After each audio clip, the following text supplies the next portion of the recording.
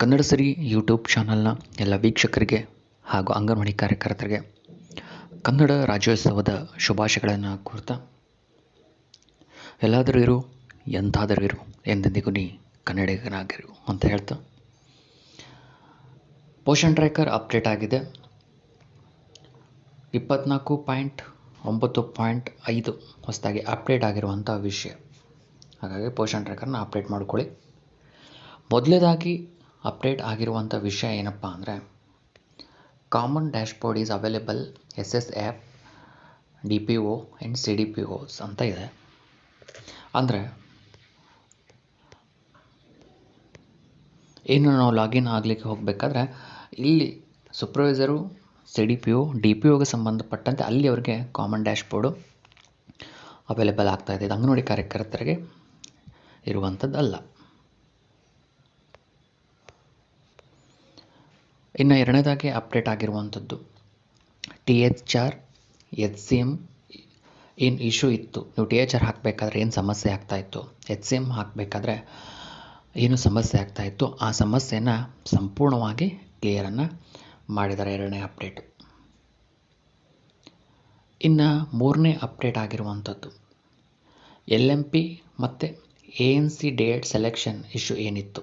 ಈಗ ನೀವು ಗರ್ಭಿಣಿಯರನ್ನು ಏನು ಹಾಕ್ತಿದ್ರಿ, ಆವಾಗ ಅವ್ರದ್ದು LMP ಡೇಟ್ ಮತ್ತು ANC ಡೇಟ್ ಹಾಕಬೇಕಾದ್ರೆ ಏನು ಸಮಸ್ಯೆಗಳಾಗ್ತಾಯಿತ್ತು, ತೊಂದರೆಗಳಾಗ್ತಾಯಿತ್ತು, ಅದೆಲ್ಲವನ್ನು ಸಂಪೂರ್ಣವಾಗಿ ಕ್ಲಿಯರನ್ನು ಮಾಡಿದ್ದಾರೆ ಅಂತ.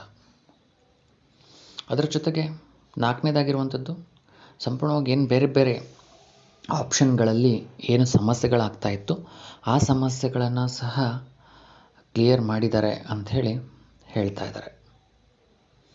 ಅದರ ಜೊತೆಗೆ ಐದನೇದಾಗಿ ಅಪ್ಡೇಟ್ ಆಗಿರುವಂಥದ್ದು waiting time for registration.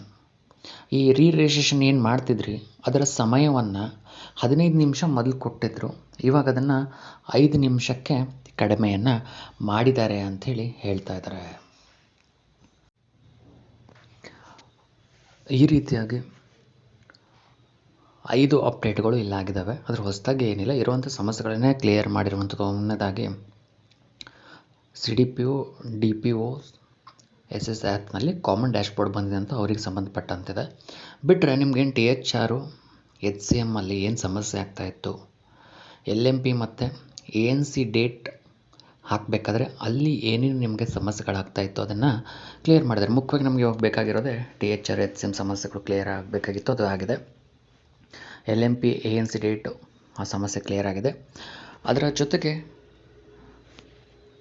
Registration ಏನು ಟೈಮ್ ಇತ್ತು ಅದು 15 ನಿಮಿಷದಿಂದ ಏನು ಮಾಡಿದರೆ 5 ನಿಮಿಷಕ್ಕೆ ಕಡಿಮೆಯನ್ನು ಮಾಡಿದ್ದಾರೆ.